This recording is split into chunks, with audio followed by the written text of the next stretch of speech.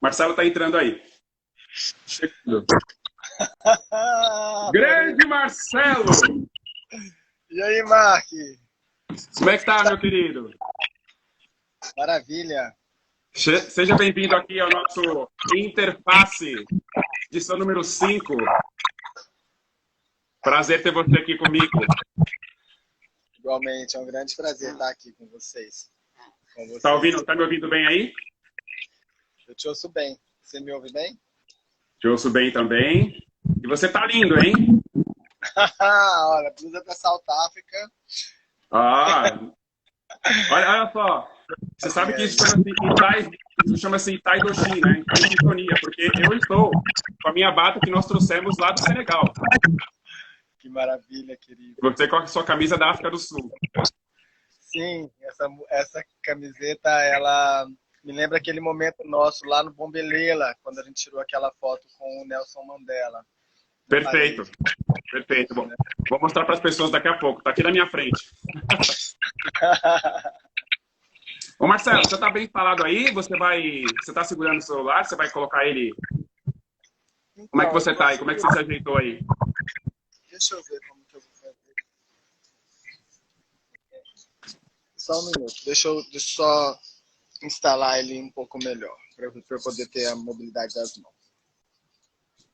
Gente, boa tarde. Muito obrigado por vocês estarem compartilhando com a gente essa live aqui. Já é a 5ª edição do programa Interface. Hoje, trazendo aqui o nosso querido Marcelo Cavalcante. Vocês vão entender por que esse cara é tão querido. E nós vamos conversar aqui um pouco sobre a trajetória dele existencial, profissional, espiritual. Tem muita coisa legal para vocês descobrirem aqui e o Marcelo vai compartilhar com a gente. Ele está agora vivendo lá em Serra Grande, na Bahia. Já rodou o mundo, mais de 40 países. E ele está num momento bastante particular dele lá com a família.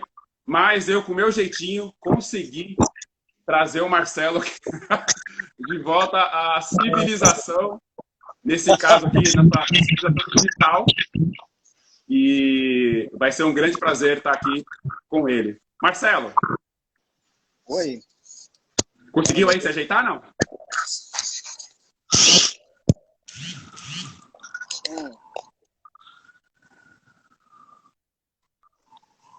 Aí.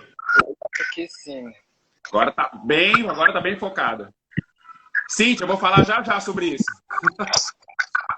Opa! Vocês, à medida que vocês forem... Olha, Olivia! Tudo bem, Oli?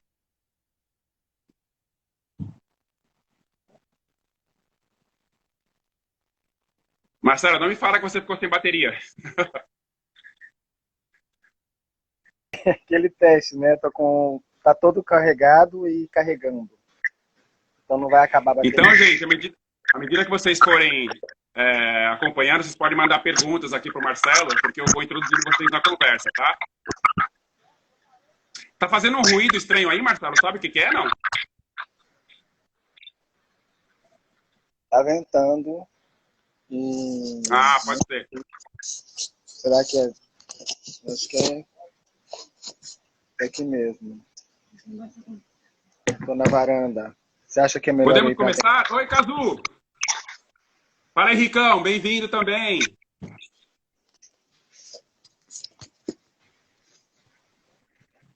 Podemos, Marcelo? Por mim, podemos. Estou instalado. Oi, Sérgio. Perdão.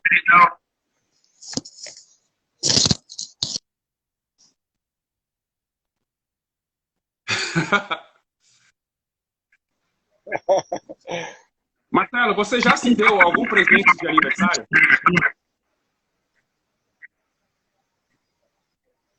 Aham.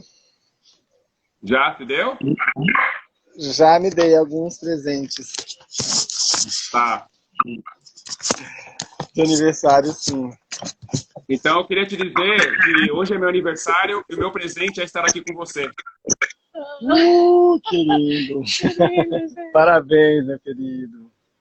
Parabéns. Então, eu me preparei hoje para estar com você, porque eu acredito que isso era a melhor coisa que podia me acontecer hoje, compartilhar com você o meu dia e trazer você aqui para essa galera linda que está acompanhando a gente, acompanhar a sua história, que impactou diretamente a minha história.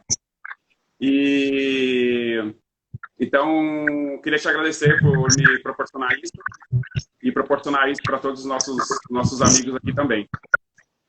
Que lindo, querido. Parabéns para você. Que você continue sendo sempre essa pessoa linda e iluminada que você é. Que eu admiro tanto. Força sempre. Que tenha um Força lindo dia. sempre. Vale a pena esse presente. E todo mundo que está aí dizendo feliz aniversário, muito obrigado, gente. E Marcelo, vamos lá. Marcelo, você nasceu em Belo Horizonte, é isso? Nasci em BH, mas fiquei lá até os 18. Aos 18 eu fui para a Dinamarca fazer intercâmbio, depois voltei, fui para a Bélgica, aprender francês e viajar pela Europa de mochila. Depois voltei, me formei em comércio exterior e aí acabei indo para o Canadá e depois não voltei mais para Belo Horizonte já.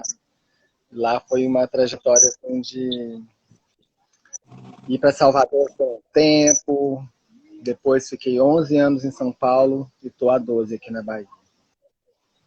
Você já está há 12 anos aí, Marcelo? Parece que foi ontem que você foi para Piracanga. É louco, 12 né, anos, velho? uau. Ah, Tem você foi em 11 2000, na anos. verdade, você foi em 2008, né? Não completou 12 ainda não, mas eu já tô... Ó, chegou o 11. Rodrigo Bandeira aqui, Marcelo. Rodrigo Bandeira chegou. Chegou E aí, também a Rodrigo? Thalita. A Thalita tá morando lá na Chapada dos Veadeiros, lá em Goiás, e ela falou que o próximo lugar que ela quer morar, porque ela já morou também lá no Rio Grande do Norte, ela quer morar em Serra Grande, Marcelo. Eu já falei que eu vou te apresentar. Tá aqui a Thalita. Thalita, esse é o Marcelo. Oi, Thalita. Bem-vinda para Serra Grande. Muita gente linda, querida, chegando aqui. E aí, Marcelo, eu lembro que você conta uma história muito bacana. Várias vezes a gente ouviu você contar essa história para nós, empreendedores lá do tempo da Artemisia, e você falava que você fez algumas escolhas, né? E uma grande decisão que você tomou em um momento crucial para ti foi no momento que você era um importante executivo de uma grande empresa multinacional, a Nortel, que à época tinha-se como uma das 10 melhores empresas para se trabalhar aqui no Brasil. Você era um executivo, tinha uma vida bastante confortável, tinha toda uma estrutura, aquele típico sonho americano de quem tem um super trabalho, que tem casa, todas as regalias, o conforto. E aí, num dado momento, essas coisas parece que passaram a não fazer sentido para você, você sentia um chamado dentro de você para outras buscas, para as outras coisas, e você podia contar onde é que você foi parar a partir disso, que você já fez uma mudança bastante abrupta, e foi ter lá com os índios, se não me engano, no Xingu, foi isso? Podia contar isso para os nossos amigos aqui. Uhum. Acho que foi a primeira, depois dessas viagens todas pela Europa, o mochilão, essa foi uma mudança mais radical, né? Foi. Eu voltei da Europa e aí, aliás, eu voltei do Canadá, entrei e eu queria mudar o mundo quando eu fui fazer intercâmbio pela IESEC, que é uma agência de intercâmbio que você trabalha em uma empresa em um outro país e a gente organiza para que um estudante estrangeiro venha morar no Brasil, né? E aí, então eu queria mudar o mundo quando eu fui para lá, para o Canadá, tive uma experiência incrível. E aí, quando eu voltei, eu acabei tendo um currículo muito legal, né? Eu já falava idiomas e aí acabei entrando nessa empresa canadense. Então eu queria mudar o mundo, mas mudei o meu currículo e fui para São Paulo trabalhar numa puta empresa, assim. Era naquele momento de começar celulares no Brasil. Então a Nortel veio para cá, ela ganhou quase todas as concorrências, assim. E o meu primeiro dia na Nortel foi nos Estados Unidos. Então eu fui fui trabalhar, sabe, eu trabalhei, morei num condomínio incrível, eu tinha um puta carro na garagem, e fiquei pensando, o que que será? Eles deram tanto, né? Foi lá perto de Miami, e aí estão dando tanto, o que que eu vou ter que dar em troca? E aí, tá tudo bem, faz parte. Era o meu sonho, assim, enquanto estudante de comércio exterior, a Nortel, ela foi o top. E era uma empresa incrível mesmo de se trabalhar. Mas depois de quase 5 anos lá dentro, trabalhando de 8 da manhã, 7 da manhã, às vezes, até às 10, 11, trabalhando fim de semana, trabalhando igual um louco, eu me dei. Eu estava fazendo capoeira cedo. Tinha uma academia dentro da Nortel, para você ter uma ideia, com piscina, com Uau! tudo. Onde ficava E aqui? Onde ficava? Ah, isso lá nos Estados Unidos, ó, aqui. não, eu fiquei 3 meses nos Estados Unidos, eu e mais 11, e o plano era a gente ficar lá por 3 meses para a gente absorver tudo Ah, ok. que é sobre a empresa e trazer o departamento de operações comerciais para o Brasil. Então era Entendi. um desafio enorme, assim. A gente tomava café com o presidente, almoçava com o diretor de marketing, depois era encontro com o de finanças e a ideia era a gente estar realmente apoiando a transição da Nortel para ela chegar aqui na parte de operações comerciais também. Ok. E foi muito incrível, assim. Nesse tempo eu comprei meu apartamento no Morumbi. A Nortel ficava ali na Nações Unidas. Ali na...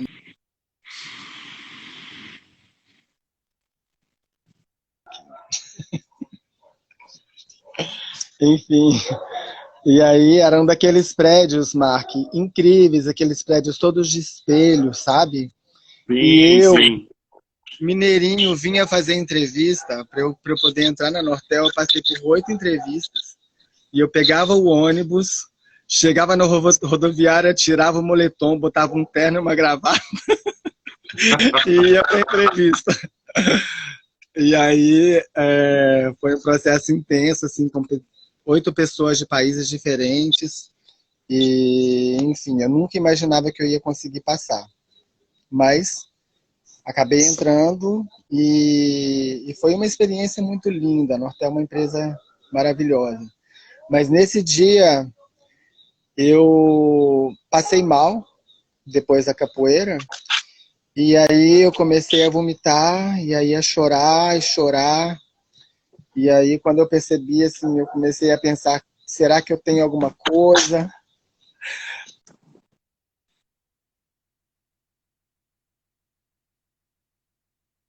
Que se eu morresse se eu morresse naquele dia, naquela semana, quem iria no meu funeral? E não veio muitas pessoas, sabe?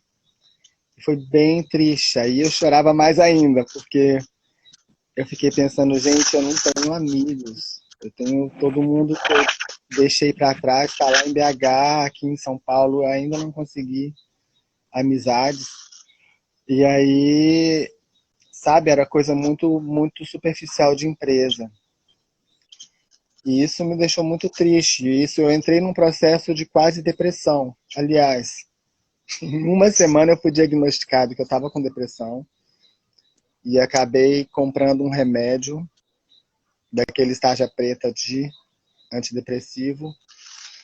E aí, novamente, depois da capoeira, eu fui para minha baia, peguei um café na copa, fui para minha baia para poder tomar o remedinho, e eu olhei para o remédio e falei, isso daqui é o fundo do poço. Se eu tomar esse remédio, eu vou estar me anestesiando por 2, não sei quanto tempo da minha vida, 2 anos, 3 anos, não sei quando, se eu consigo sair disso. E eu deixei esse remédio na frente da minha cadeira como ele para mim era tipo um troféu, era aquele símbolo de que eu tinha chegado no fundo do poço. E aí a partir daquele momento eu ia ter que fazer, né, sair. Não tinha lugar mais para descer mais, aquilo era o fundo. E eu Nós não estamos tomei falando de que ano, Marcelo? Nós estamos falando de 2000 e... Não, 90... Não, 2000, 2001. 2001. Ok. Mark, isso foi numa sexta-feira. Depois de ter tomado essa decisão do não remédio, na segunda-feira eu fui convidado para entrar na coordenação no projeto de qualidade de vida dentro da Nortel. E aí eu comecei a trabalhar com vida, com bem-estar, com pessoas. E aí eu conheci as ONGs, eu comecei a trabalhar no orfanato da Nortel, que a Nortel apoiava, no asilo que a Nortel apoiava. E foi assim, já foi o começo da transição. E aí numa delas, a gente começou a organizar eventos, e aí a gente fez um projeto que era um sarau no asilo, e aí veio uma amiga minha, que era do Doutores da Alegria, e o companheiro dela era indígena. E aí eu falei, nossa, um índio, que incrível! Você é de onde? Da Amazônia? Ele, não, eu sou daqui de Betioga. Eu falei, uai, mas tem índio aqui em São Paulo? Ele, tem 4 aldeias em São Paulo, na cidade de São Paulo. E... Marcelo, a Priscila está perguntando aqui quantos anos você tinha em 2001. Eu tinha 29 anos. Eu ia fazer 30 anos. Tinha 29 anos. Marcelo tinha 29, Priscila. Aquele momento de retorno de Saturno, assim, que você busca propósito na vida. E aí foi aquele momento de trazer esse propósito, né? E aí eu pensei, mas você é de Bertioga, que interessante, o que você faz, né? Tipo, caça e pesca? Porque eu era muito, assim, completamente ignorante sobre a realidade indígena no Brasil. Para mim, os índios eram aqueles caras que estavam aqui quando chegaram os portugueses e pronto. Tipo, tinha alguns em algum lugar isolado, mas eu não conseguia imaginar que na cidade de São Paulo tinha 4 aldeias e que no litoral tinham várias outras. Enfim, eu sei que eu falei com o Papá. Ele chamava Papá, Carlos Papá, um amigo muito querido. E aí eu falei com ele, cara, eu quero trabalhar com você. Quero te apoiar. O que você faz? Ele, eu sou diretor de um filme sobre lendas indígenas. E eu, uau, Olha. como assim? E ele atuava nesse filme. Então eu falei, olha, eu posso levar você para os lugares. Tipo assim, eu tenho carro, você precisa no final de semana, eu vou te levar para as aldeias. E aí foi isso que a gente começou a fazer. E numa dessas aldeias, eu conheci o Uva, que era um alemão, e que me convidou para trabalhar na ONG dele. E nesse processo, eu já estava no processo de transição da Nortel. A Nortel já tinha implementado toda a rede de celulares e estava no processo de virar um pequeno escritório de monitoramento de serviços, mas ela não estava mais na fase de implantação. Foi o momento que eu saí da Nortel. Aliás, eu fui saído. E Foi o projeto saído? eu fui saído. O nosso projeto de qualidade de vida começou a ter um respaldo tão grande, fazia tanta coisa lá dentro, num ambiente em que todo mundo só falava de demissão, era aquela coisa depressiva, de todo mundo estar saindo, sendo demitido a cada semana, era aquela coisa, saiu, perdi meu melhor amigo, perdi minha amiga, todo mundo saindo, né? Enfim, só sei que num desses momentos eles falaram, se esses caras estão fazendo tanta coisa é porque eles não têm o que fazer aqui dentro. E aí todos nós do Departamento de Qualidade de Vida fomos demitidos de uma vez só. E aí foi um grande presente, Mark, para mim, porque isso me deu o recurso para eu poder ficar atuando depois por um longo tempo assim na área social. Quando eu fiquei... O Sérgio está perguntando aqui, Marcelo, qual foi nessa mudança, qual foi a maior dificuldade, né, que você enfrentou nesse momento aí dessa mudança, dessa transição? Olha, nesse primeiro momento foi uma coisa muito louca, porque primeiro que num primeiro momento eu tinha um salário ainda nessa ONG alemã, eu tinha um pequeno salário que era um oitavo do que eu ganhava na Nortel, mas, mas que ainda entrava um recurso, e aí também eu tive a inspiração de alugar os quartos do meu apartamento para gringos da IESEC que estavam fazendo intercâmbio no Brasil. Então eu enxuguei, eu tinha 3 armários, um em cada quarto, 60 gravatas, 20 ternos, não sei quantos pares de sapato. E eu doei tudo e eu coube em um armário de um quarto. E aí, dessa forma, eu consegui ter essa sustentabilidade mínima financeira no primeiro momento. Só que depois de 6 meses trabalhando nessa ONG, o... Olha quem entrou, Marcelo, seu Breno. Seu pai entrou aí. Ai, que legal! Ei, pai! Oi, seu Breno! Meu Beijo! pai foi importante. E aí, nesse momento, o que aconteceu é que, depois de um tempo, o consulado alemão fechou o apoio para a ONG. Então, todos nós começamos a fazer um trabalho voluntário. E aí, todo mundo, quando eu saí da Nortel, todo mundo falava que eu tinha ficado louco. Aí era isso até família, todo mundo falava, não, ele está passando por uma fase e tal, que ele está mal, mas ele vai melhorar. E isso eu, que estava de terno e gravata, estava andando descalço de bermuda na aldeia.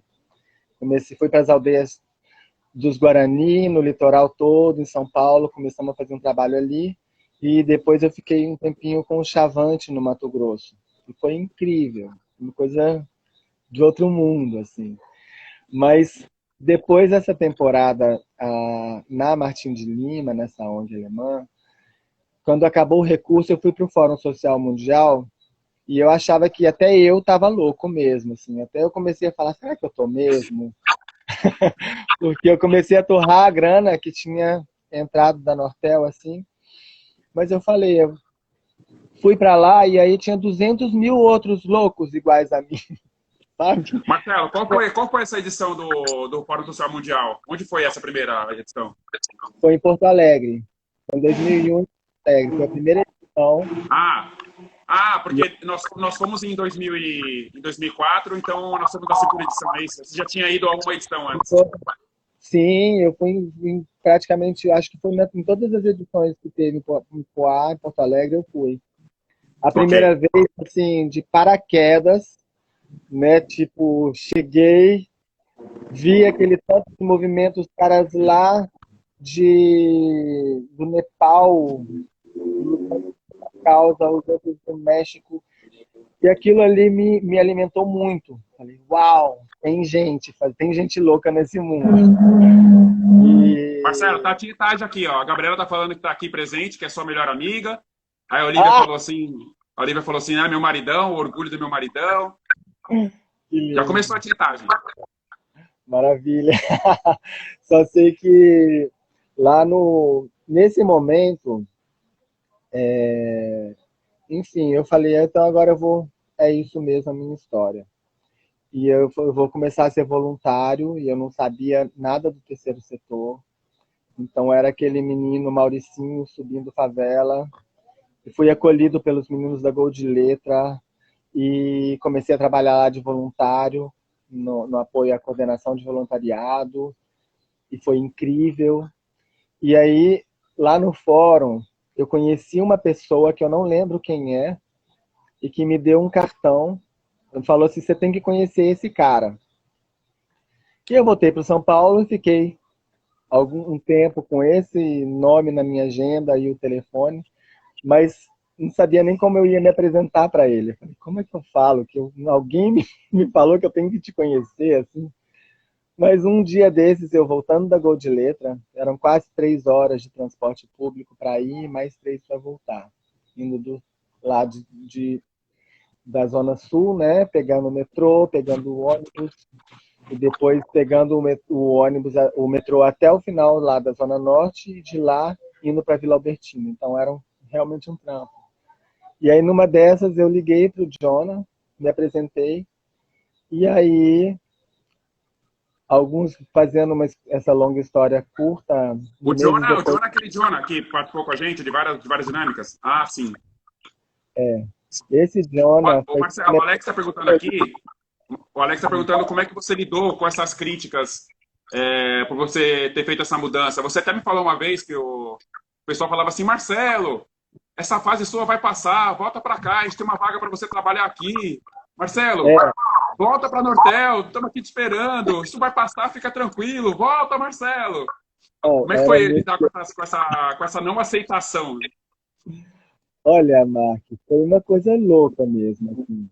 A minha mãe falou: "Ah, Marcelo tá nessa fase assim, mas e namorada na época, todo mundo não aceitou, não entendeu muito bem, né? Achou que eu tinha ficado realmente, né, meio mal. E os meninos da Nortel, todos eles foram saindo de lá, que acabou tendo um enxugamento que foi geral, mas todo mundo foi se reposicionando em grandes empresas. Então, foram para Ericsson, para Motorola, Samsung, e todas as outras que continuaram atuando na área. E eles falavam: Marcelo, me manda o teu currículo, porque eu arranjei um puto emprego para você, eu quero você na minha equipe. Eu não, eu estou trabalhando nessa ONG, eu estou feliz. Eu tenho um emprego para você. Eu não, de verdade. Eu, não, mas esse é o emprego, essa é a minha escolha. Então foi complicado, assim. Tinha que ter muita fé, sabe, Mark? E no primeiro, eu lá na Gold Letra, um dia eu pedi a Deus assim para me dar uma luz, se eu estava realmente no caminho certo, porque eu estava gastando grana, estava torrando a grana. Tudo que eu fazia por 9 meses foi voluntário. E aí, na primeira vez, eu pedi a Deus assim, falei: olha, eu tenho dinheiro para, eu precisava de uma grana. Fiz os cálculos de qual que era o meu custo, que era bem reduzido em relação ao meu anterior, né?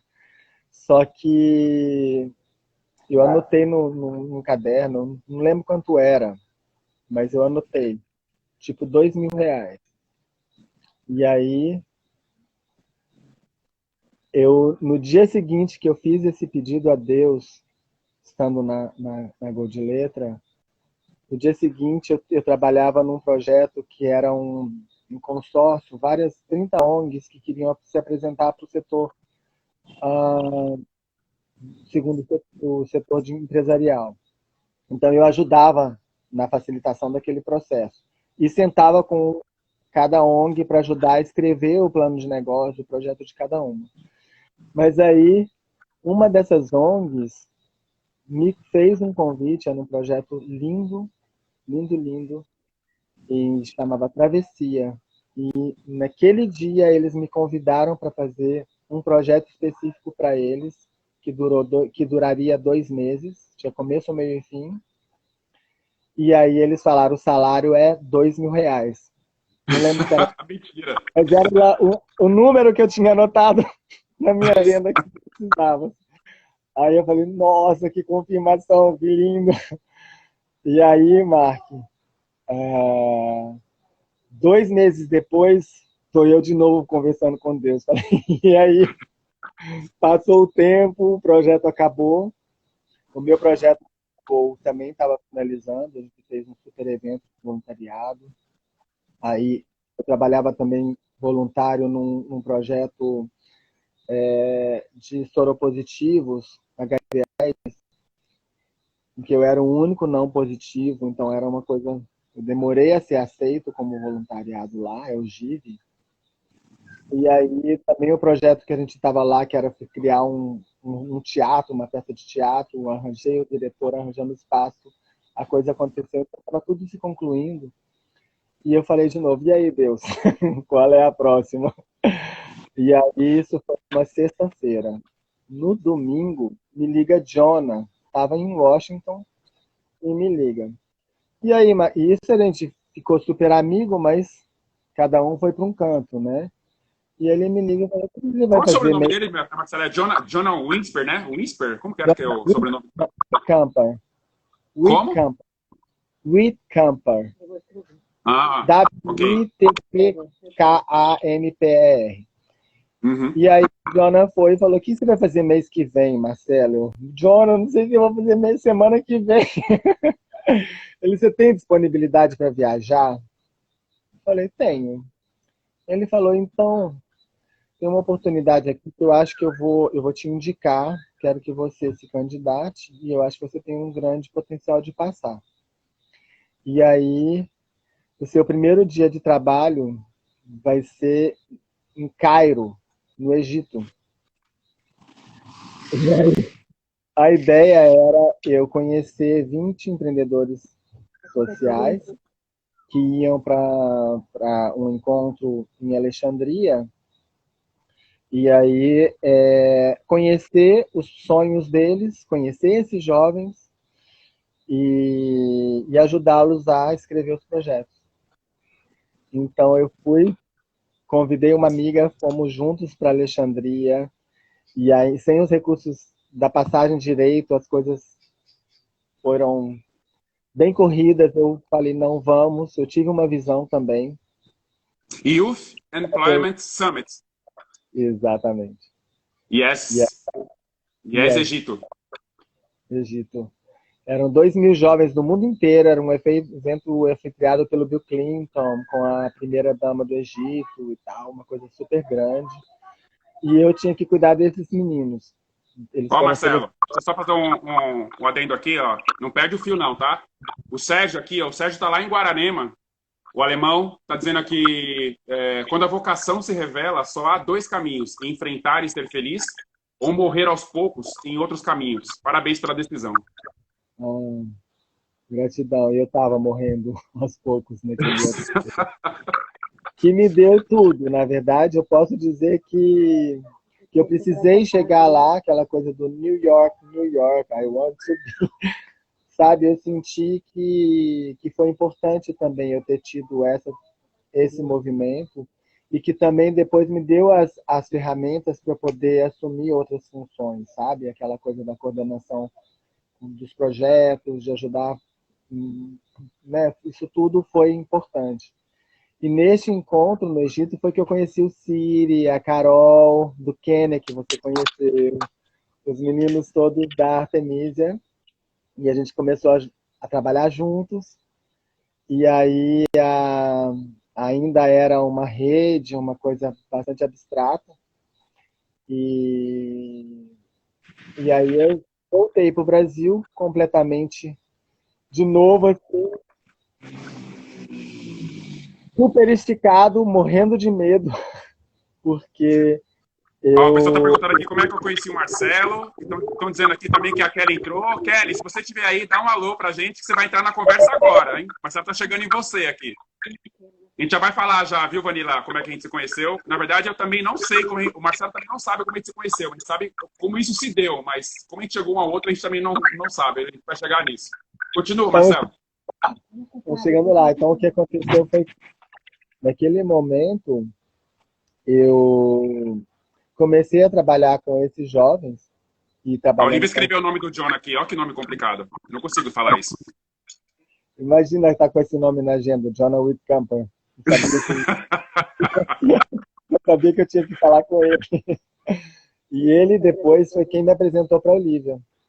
Também, para além de toda a Artemisia, toda essa história com a Artemisia, também foi ele que fez a ponte. Foi o Não, Cupido. peraí. O Jonah te apresentou a Olivia? Foi. Não, o Jonah. Então o Jonah o Jonah está para você como você está para mim, né? Super anjo da guarda, maravilhoso. Amo demais ele. Está morando agora nos Estados Unidos. Mas ele morava aqui. Olivia, alguns anos antes, na Austrália, foi a cupida entre o Jonah e a Liz, que é a esposa dele, que é Olha, uma americana japonesa maravilhosa. E aí, no Departamento Internacional da Juventude, nesse evento na Austrália, Olivia, com a amiga de Jonah, fez a ponte com Liz, e aí Parece que o Jonah ficou devendo esse favor para a Olivia. Deu match. Anos depois, ele nos apresentou e foi um cupido super cuidadoso, assim, e foi ele que fez a ponte também para nós. E eu trabalhei um tempo com o Jonah também. Enquanto eu trabalhava meio período com ele, meio período na Artemisia. Ele coordenava a Global Youth Action Network, que era a rede global de ação juvenil. E a gente trabalhou junto nesse movimento. E é incrível, né? O Jonah com aquele... Eu lembro bem dele, assim, aquele cara de estatura baixa, de voz mansa, falava baixinho e tal, né? E olha só o que tem dentro, né? Você olha assim e fala assim, nossa, que pessoa tranquila, tímida, mas um poder, né? Impressionante. Um coração enorme, Jonah. Um coração, assim, muito apaixonado pelo que ele fazia. Sabe? Essa Marcela, a coisa... Janaína, nossa amiga, tá lá na Holanda. E ela está dizendo aqui, ó, parabéns pela iniciativa. Eu trabalho numa empresa de tecnologia americana na Holanda. E atualmente temos 11 ONGs que recebem suporte da Cisco. Eu atualmente sou embaixadora de uma dessas organizações. A Janaína, que é minha amiga, está lá na Holanda e está participando com a gente aqui. Que legal, que legal. E aí acabou que eu comecei a trabalhar com Artemisia. No ano seguinte eu fui para a África pela primeira Não, vez. peraí, você pulou uma parte. Fala a parte. Essa história de Artemisia, você conheceu a Kelly lá em Alexandria, não foi? Foi. A gente se Tá. conheceu. Como é que isso aí é uma parte importante. Como é que se deu esse encontro? Como é que um olhou para o outro e falou assim, vamos fazer algo juntos? Porque isso foi decisivo, né? Foi. Para quem não sabe, a Kelly Mitchell é cofundadora da Fundação Artemisia, que apoiou diversos jovens empreendedores no Brasil e em vários países do mundo. E isso se deu a partir de um encontro do Marcelo com a Kelly é americana, do Marcelo com a Kelly nesse evento no Egito. Conta essa parte, Marcelo, é importante. Foi a primeira vez que a gente se encontrou, mas na verdade, Kelly foi peça fundamental na minha contratação. Então a gente teve várias conversas pelo telefone. Ela que era a visionária que teve a ideia de começar esse projeto de fellowship, era bastante inspirado na Choca naquele momento, e era para trabalhar especificamente com a questão do emprego jovem, né? Então, Kelly, ela praticamente foi quem me contratou, ela fazia um mestrado na França, na época, então a gente tinha alguma interação, mas ela estava bastante envolvida no mestrado, mas ela veio pessoalmente para o Egito também. E aí Mas a Artemisia já existia, então? Não. Não, né? Ok. Ela começou naquele momento de uma forma internacional, e aí eu comecei a trabalhar com esses meninos. Tinha o Igor, que eu acho que você se lembra, da Moldávia, que foi para o Fórum Social Gaspo. Novo. Gaspo, né? Lembro? Ele, Joel, da É a única República pessoa da Moldávia que eu conheço. Eu nem sabia que existia Moldávia, velho. Cara, quando eu recebi esse convite de Jonah de postular para essa história. Ó, acabou de entrar o Richard, nosso amigo lá de Israel, Marcelo. Ó, Richard Kronberg. Que legal. Quando o Jonah me convidou para poder analisar a possibilidade de eu postular para esse cargo, me deu um pânico. Eu falei, ai meu Deus, eu não vou dar conta e tal. E fui para Belo Horizonte. E aí eu sentei com meu pai para a gente poder, que foi fundamental, assim, muito importante, para poder olhar para esses processos, né? Para esses jovens. Entender que Igor morava na Moldávia, e a Moldávia era parte de Romênia da época, sabe? Assim, era junto com Romênia, e aí tinha Burma, e tinha Burundi, Burkina Faso, Paraguai, Vietnã e Senegal. Vários projetos, sonhos ao redor do mundo, e projetos assim, em lugares que eu nunca tinha ouvido falar, muitos deles. Assim. Então, para mim, eu fiquei bastante esticado, e aí levei essa amiga para o Egito comigo para ajudar a ancorar este encontro, para que esses jovens se conhecessem e eu conhecesse cada um. E aí, depois eu continuei a trabalhar virtualmente com esses meninos, assim. Então era uma coisa meio louca, porque era com os meninos de Senegal, Burundi, Burkina Faso, falava em francês, com os de Paraguai em espanhol, com Quênia em inglês, e por aí vai, também. Então era era um caos assim, muito rico, sabe? É o caótico, a ordem dentro do caos, nessa riqueza toda. E aí no ano seguinte eu fui Em visitar algum os projetos. momento, Marcelo, você pensou em se candidatar a um cargo no Vaticano? Porque você fala tantas línguas quanto o Papa. É, eu não conheço ninguém que fala dinamarquês, só você, Marcelo. Olha, é isso, eu agradeço muito essa possibilidade de ter sido exposto muito jovem a esse ambiente internacional e estando na Dinamarca ter me esforçado, porque o dinamarquês não é tão fácil. Muita gente vai para lá, fica um ano e não aprende. Imagina. Eu estou aqui na Dinamarca e quero aprender, e quero conviver, interagir, entender do que eles estão rindo, não ser um gringo ali. Eu quero aprender a língua e rir junto com eles, né? Então Uhum. enfim, foi todo esse processo. Mas Mas então, aí você tava com esse trabalho com esses jovens africanos, empreendedores sociais africanos. Em que momento que vocês decidem criar sede no Brasil? foi o seguinte, foi bem linda. No ano seguinte eu fui viajar, fui para 7 países na África, tive uma experiência riquíssima que também foi muito desafiador para mim topar ir, porque você conhece os caras com quem eu trabalhava. Uhum. São gigantes. Assim. Síria é gigante, é um cara maravilhoso, incrível. Carol, maravilhosa, sabe? Síria do Senegal, Carol do Quênia, e aí Joel da República Democrática do Congo, Frank da Grandes Ruanda. líderes, grandes líderes. Sim, então nesse sentido, para mim, quem era eu, Marcelo, pequenininho brasileiro, que ia lá trabalhar com eles, que era o coordenador, sabe? Então foi Uhum. desafiador, mas foi um passo também importante, assim. Jornada do herói, né? Fui lá e foi lindo e foi uma escolha de ficar na casa deles, pegando transporte público com eles e andando, sabe? Porque todo mundo que ia para a Comendo com a África, mão. comendo com a mão, com eles na mesma vasilha, todo mundo sabe como é o hábito no Senegal, no Quênia, em outros países. Os homens Fazia, andando de mão dada, sem questões de gênero ou de sexo e nada, né? sim, em muitos países isso acontece e é muito lindo assim ver que dessa pureza, né? Mas, mas foi muito louco porque era isso. Para você ir para a África, você tinha que ficar num hotel, não tinha meio termo, ou era a pensãozinha que os africanos ficam, ou eram 5 estrelas que os expatriados ficam.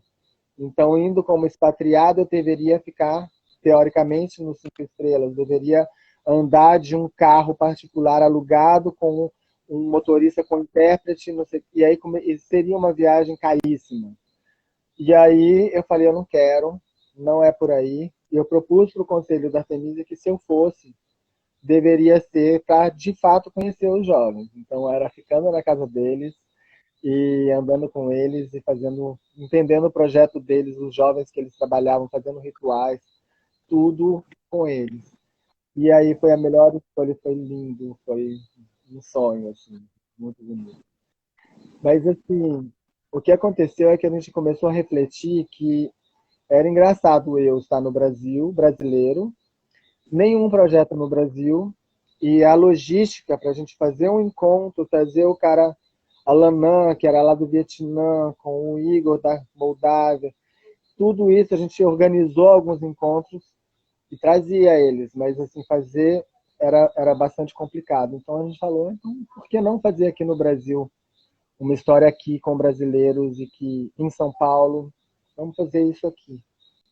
E aí foi aí que começou o processo da Artemisia e você foi um dos cobaias. Aí você pode contar como é que você chegou.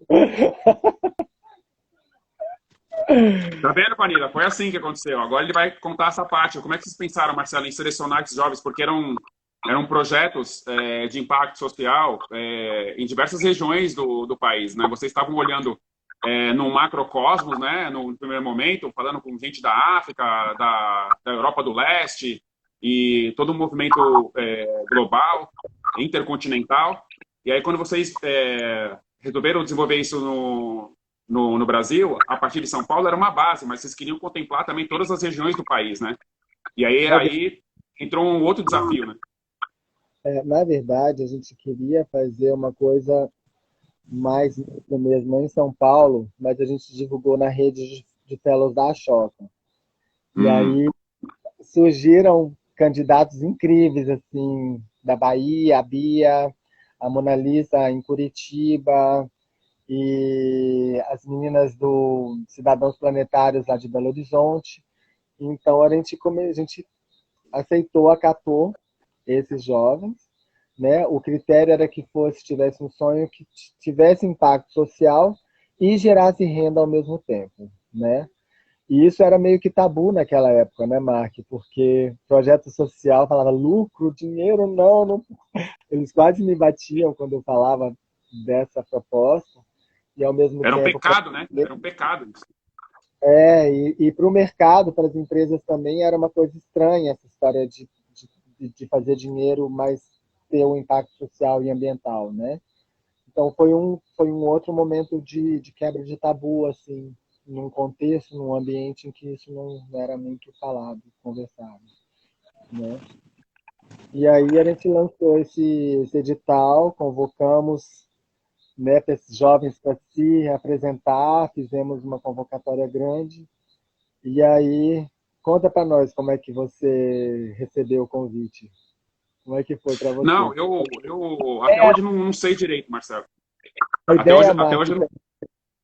o que a gente estava convidando, porque eu lembro que era uma coisa muito louca, porque a gente não tinha nem site, e, e era uma coisa ainda muito imaginária, e a gente estava convidando para Olha, a fazer dona uma... Lígia entrou aí, Marcelo. Quem? A Lígia, Quem é? ó. Olá!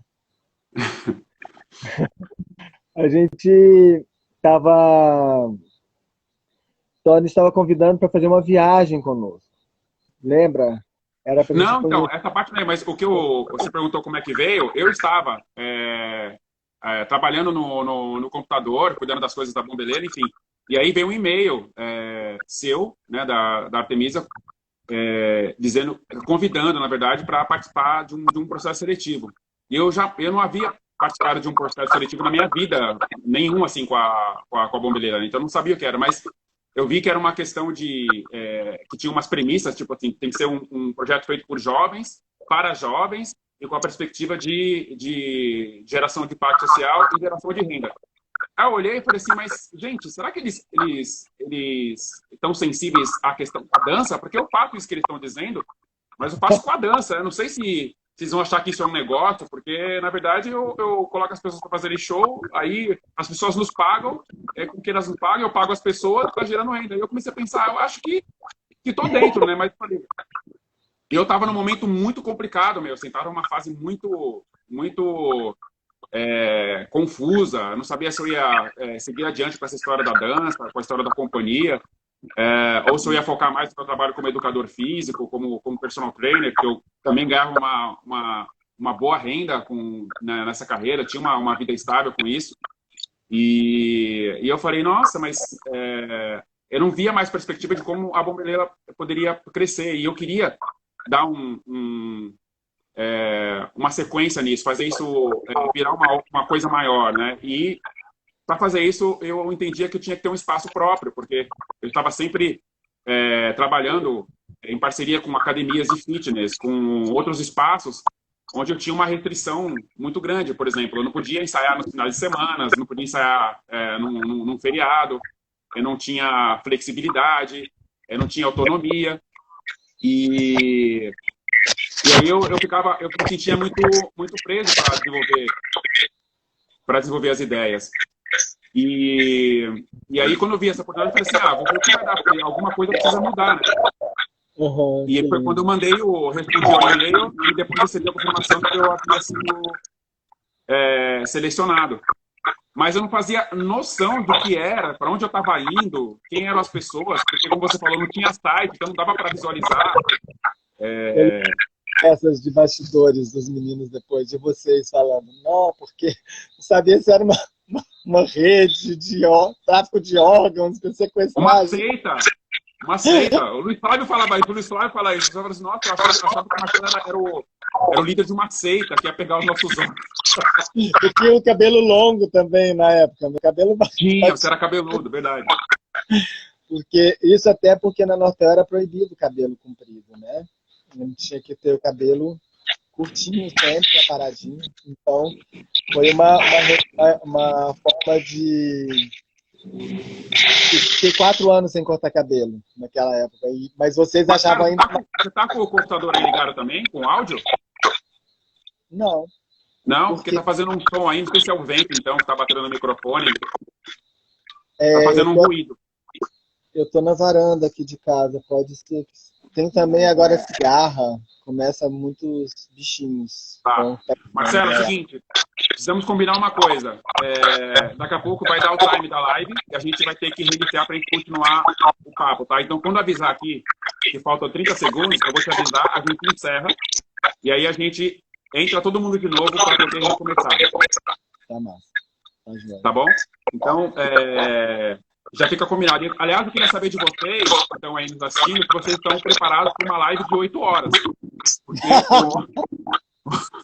o Marcelo não chegou nem à metade do que ele tem para compartilhar, porque é legal ele falar dos jovens, como é que foi o impacto, o contato dele comigo, com o Luiz Flávio, com o Davi, com todo mundo. Porque isso foi tomando grandes proporções na vida de cada um de nós, e essa parte é muito legal. Então, Marcelo, pode continuar. Então foi muito legal, porque... E aí, vocês organizaram aquele evento em Curitiba, né? Foi a primeira ação específica para juntar esses jovens, que eram 25 jovens de todo o país, né? Isso, foi uma learning journey, uma viagem de aprendizado, uma jornada de aprendizado que a gente fez de Curitiba até Guarapuava, para conhecer projetos inspiradores, assim. Então, a gente tinha feito todo um trabalho prévio de conhecer, com parceria também com produtores locais lá de Curitiba, lá do estado do Paraná. E aí a gente começou, a ideia era de fazer essa viagem e pontuando, inspirando e ao mesmo tempo ouvindo o sonho de vocês. Assim. E a gente ficou alguns dias na estrada, né, Mark? Viajando e dormindo nas cidades. E foi muito legal, assim, muitos dos jovens nem tinham saído ainda da sua cidade, era a primeira vez que viajava, né? E foi muito bonito esse processo, assim, de ver as pessoas que se apresentaram. A gente era realmente uma coisa ainda bastante abstrata e que tinha ideias claras, mas assim, ainda não tinha um nome, não tinha nem um logo a gente tinha. Então foi muito legal a confiança de vocês de chegarem juntos, estarem conosco nessa jornada que depois durou 3 anos, né? 2, 3 anos. Não, eu fui cobaia, lembra? Então fiquei 4 anos. 4 até, isso, oficialmente 2007. Marcelo, a Priscila está dizendo aqui que o ruído está vindo de mim, mas eu estou aqui num ambiente fechado, então vou para outro lugar, quem sabe, para esse ruído, porque talvez esteja incomodando as pessoas que estão acompanhando também. Eu vou lá para outra sala. Eu estou ouvindo barulho. Mas não tem nada ligado aqui também. Aqui é grilo ou cigarra? Eu ouço um barulho aqui no ambiente aqui. Eu tô ouvindo um grilo aí, tá? Tem um grilo aí. Então, tem muitos. Era no meio do mato. Então, Priscila, é lá mesmo, não é aqui. Aqui não tem grilo, não tem cigarra. Estou aqui no escritório fechado. É lá com o Marcelo. O Marcelo é que está no meio da natureza. Mas aí, gente, olha só que legal. Eu pego as minhas malas, fiz uma mala gigante, porque falaram que era para ficar 2 semanas lá, né? E aí eu fiz uma mala gigante, parecendo não sei o que vai acontecer, e era mês de julho, e em Curitiba faz muito frio. E eu cheguei lá e o Marcelo foi me receber, né? Aí eu cheguei, acho que eu peguei um táxi e tal, cheguei lá no aeroporto. E o Marcelo falou, oi, tudo bem e tal, eu sou o Marcelo, eu escrevi pra você. E o Marcelo, ele tem essa carinha aí, e ele ficava me olhando com essa cara, eu nunca tinha visto alguém me olhar com essa cara dele, ele ficava me olhando desse jeitinho aí, ó, que ele tá olhando. E cabeludo, ele ficava me olhando e ele não parava de me olhar. E eu comecei a ficar muito incomodado com isso. Falei, por que esse cara tá me olhando? Porque assim, você fala, oi, tudo bem? E aí você continua, você olha pro lado, você vai olhar pro chão, olha para. E ele não parava de me olhar. Aí a gente parou no elevador, para entrar no elevador, ele ficava me olhando. Eu falei, gente, eu vou dar um soco nesse cara, porque ele não para de me olhar. Aí, e é o jeito do Marcelo, porque ele tava ali já tentando entender quem era aquele cara, quem era aquele empreendedor, qual que era o jeito dele. E eu fiquei incomodadíssimo com isso. E aí depois que eu fui sacar que o Marcelo tá fazendo a leitura dele, né? Como ele faz todo mundo. Ele fica olhando, ele observa, não fala nada. Ele observa. Minha filha é igual, Márcio. Marcelo, ó, tem 10 segundos, eu vou encerrar aqui, ó. Vou encerrar aqui e a gente retoma, tá? Pessoal, todo mundo volta, por favor. Vou encerrar aqui, ó. A gente já volta.